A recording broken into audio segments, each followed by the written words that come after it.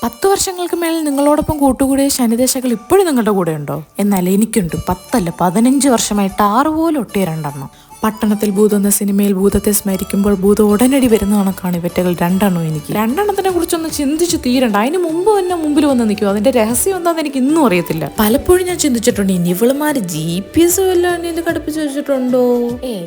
അതിനുള്ള ബുദ്ധിയും വിവരം എന്തായാലും ഇവറ്റേക്കില്ല. അതേ ഫാമിലീസ് ഇവരുമായിട്ട് ചെലവഴിച്ചിട്ടുള്ള ഓരോ നിമിഷങ്ങളും ഇപ്പൊ ആലോചിക്കുമ്പോൾ ഭയങ്കര പ്രീഷ്യസ് ആയിട്ടുള്ള സംഭവം. സീരീസ് എന്ന് പറഞ്ഞ് ചെയ്ത പല കാര്യങ്ങളും ഇന്ന് ആലോചിക്കുമ്പോൾ ചിരി വരും. ഞാൻ എന്ത് പൊട്ടത്തരം പറഞ്ഞു കഴിഞ്ഞാലും അവർക്ക് സെക്കൻഡ് ഓപ്ഷൻ എന്ന് പറഞ്ഞൊരു സംഭവമില്ല. ഞാൻ എന്താണോ പറയുന്നത് അത് തന്നെയാണ് അവർക്ക് ശരി. ഈ കഴിഞ്ഞ 15 വർഷങ്ങൾക്കിടയിൽ ഞങ്ങൾ തമ്മിൽ ഒരിക്കലും ഒരു ഈഗോ ക്രാഷോ അല്ലെങ്കിൽ ഒരു കാസ്റ്റ് ഇഷ്യൂസോ ഒന്നും തന്നെ ഉണ്ടായിട്ടില്ല.